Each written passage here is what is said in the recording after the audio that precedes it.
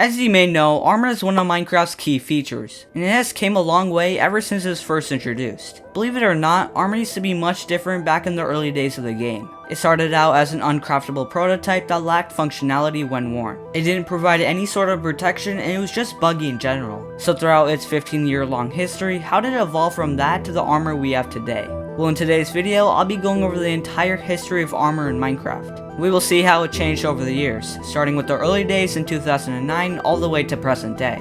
But before I start the video, just make sure you're subscribed because I'm trying to hit 1,000 subscribers.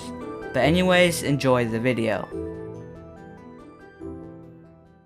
Let's start off by going back 15 years to September 1st, 2009, when Minecraft was first experimenting with armor and other survival mechanics. The version that Minecraft was currently in was a version even earlier than the in-depth stage. It was called 0.24 Survival Test. And in this version, Notch was testing with one type of armor on zombies and skeletons. It was called plate armor, and the armor only included the helmet and chest plate, as the other bottom half didn't even exist in the game yet. The weird thing about the armor was that it wasn't even functional. The armor didn't give any sort of defense upgrades, it was purely for show. But soon that would change when the next stage of Minecraft was soon to come.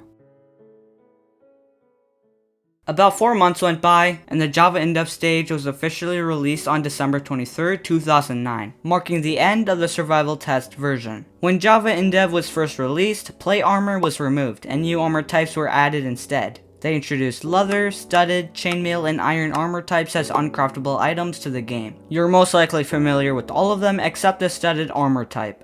To my understanding at least, studded armor was basically a mix of leather and chainmail armor, although its existence was short-lived. On February 6, 2010, gold and diamond armor types were also added in as uncraftable items, but studded armor was unfortunately removed.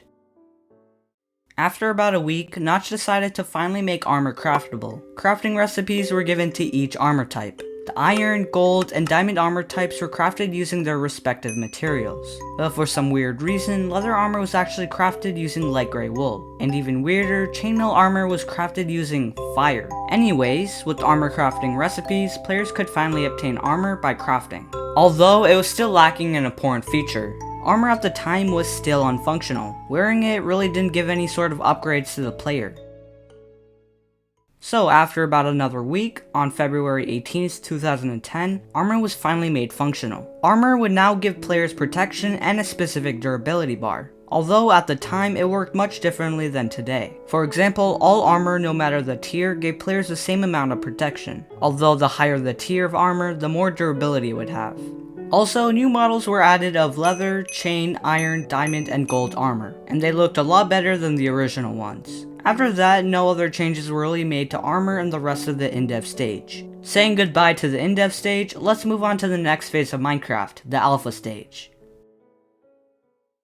On June 30th, 2010, Minecraft Alpha was officially released to the public. During this phase of the game, the only change to armor occurred in the version 1.0.8. In that version, the material used to craft leather armor was changed, from light gray wool to leather, which if you think about it makes a lot more sense.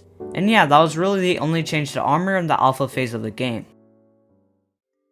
On December 20th, 2010, Minecraft Beta was released. Minecraft Beta was a stage of the game that came right after Minecraft Alpha. The first change to armor in this phase of the game happened in the first Beta 1.9 pre-release. The armor protection system was changed, and armor no longer reduces certain damage types like projectile, blast, or fire. This was done to make room for a new feature that Notch was working on. This feature was soon to come when an image of it was revealed. On October 3rd, 2011, Notch revealed the very first picture of enchanted armor on Twitter. And it was all the way until the Beta 1.9 pre-release 4 when armor enchants were finally added to the game. The enchants that were added to armor were protection, fire protection, blast protection, projectile protection, and feather falling. These enchants gave players the ability to upgrade their armor, giving them an advantage against their opponents. And in general, it just gave more variety to armor.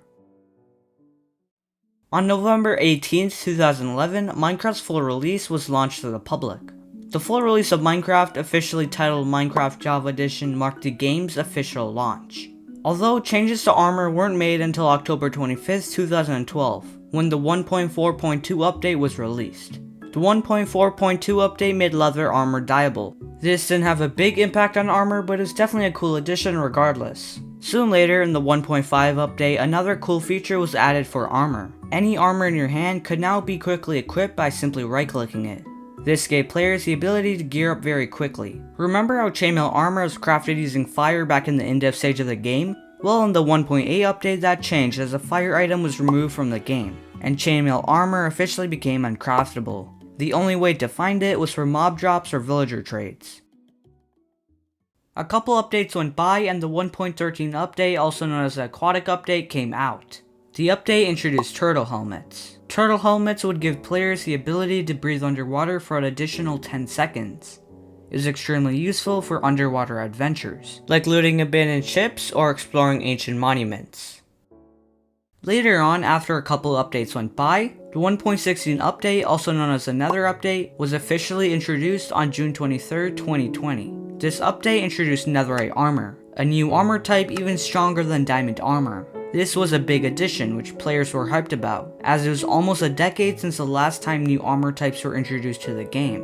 Netherite armor obviously cost a bit more to make than diamond armor, but it was worth it.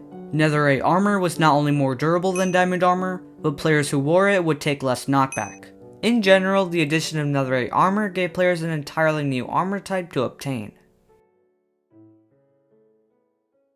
A couple years went by and on June 7, 2023, the 1.20 update was released. The 1.20 update, also known as the Trails and Tales update, introduced armor trims. By using the new feature, you could customize your very own armor by adding cool designs. These designs would vary based on the armor trims and ore used to color them. In general, armor trims gave more variety to armor. And there you have it, the entire history of armor in Minecraft. I hope you enjoyed the video. Make sure to like and subscribe as it will really make my day. But anyways, have a good day and peace out.